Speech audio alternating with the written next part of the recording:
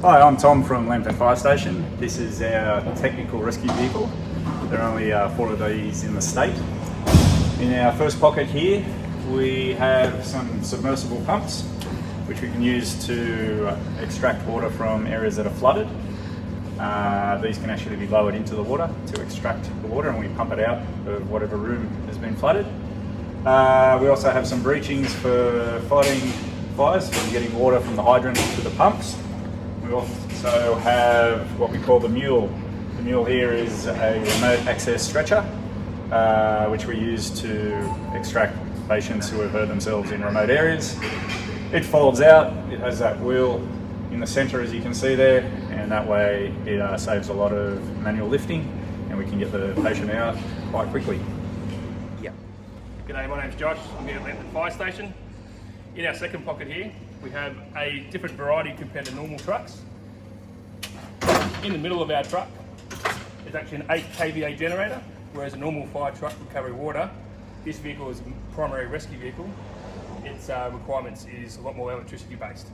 So we have an 8 kVA generator in there, which powers all our items at the back, as well as anything we have to do when we're at an incident.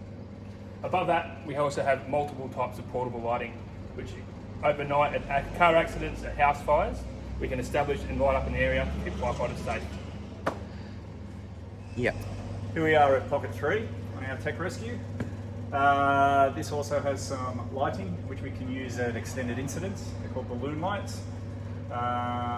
This pocket here mainly we use for shoring and for any rescue work that we need to do during building collapses or something like that. Here we have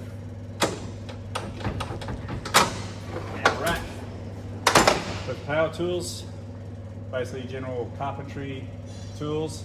We've also got blocks which we can use to stabilise any incidents. Yeah. Here we are in pocket 4. This pocket is more of an auxiliary pocket. It supplements our main hydraulic gear. We have extension lines, also charging systems, our finger kit for ring removals and rescues, and a few extra hydraulic rams, as well as our petrol-powered hydraulic pump. In addition to that, we also carry 2 types of stretchers. We have our normal stug stretcher, as well as our bariatric stretcher, which is, in itself, a lot larger. We are actually qualified to do bariatric lifts and assist the ambulance with very heavy lifts for people exceeding 250 kilograms. It's in this one. Okay, here we are at our rear pocket. Now, our rear pocket, as you can see, has all our main hydraulic equipment. So we've got 2 sizes for shears, and we have 2 sizes for our spreaders. We have extra hydraulic hoses here and here, and compressed air. Over here, we've also got another compressed air outlet, so we can run multiple tools at the same time. Over on this side here, we have our controls for our swiftwater crafts that we can carry on the roof. This truck actually has a rack on the roof which we can lower automatically to put our raft on, and then we can actually travel with it inflated on the roof, as well as high pressure airbags which we can use in car accidents, again to stabilise any vehicles or any buildings that require stabilisation. Here we are in pocket 5 on the opposite side of the vehicle.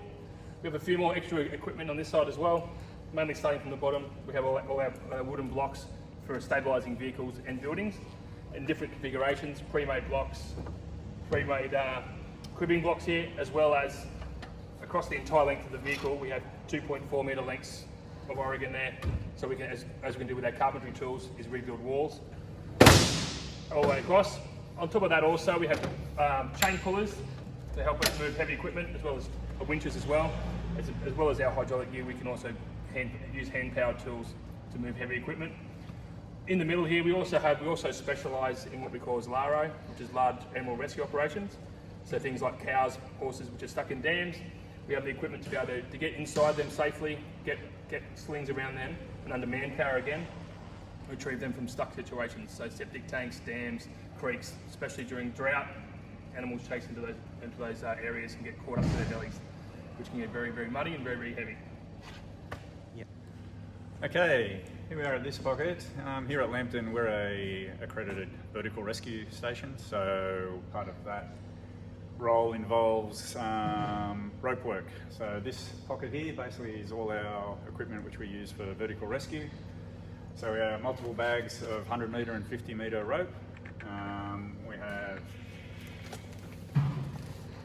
hard to gain access stretchers. We also have our first aid kit and our defibrillator. And on the top shelf there we have what we call the Arizona Vortex, which is a frame which we can install at any situation for high angle redirects or high angle rescues. Here we are in the 7th pocket, one of our major pockets again. We're now into petrol powered cutting equipment.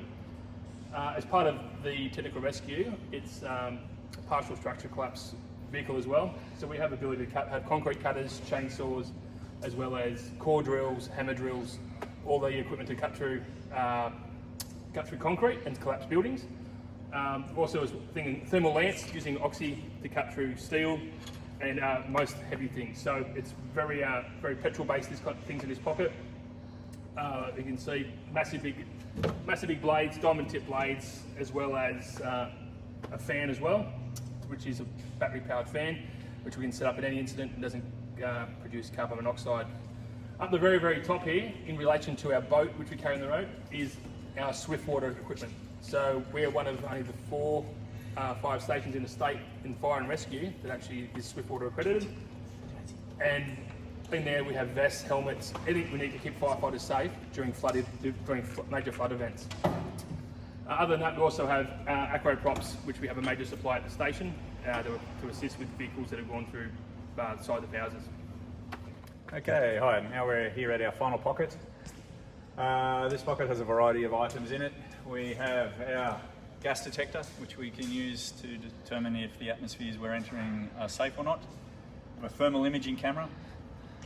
We also have extra long duration air sets and the equipment that goes along with that.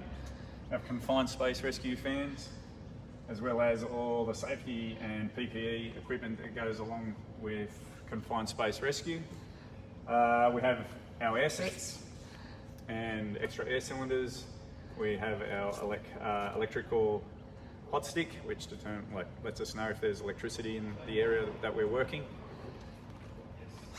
And we also have the controller for our stem light, which is on the roof of this appliance, which we can put up at night time to help with lighting at any incident we're at.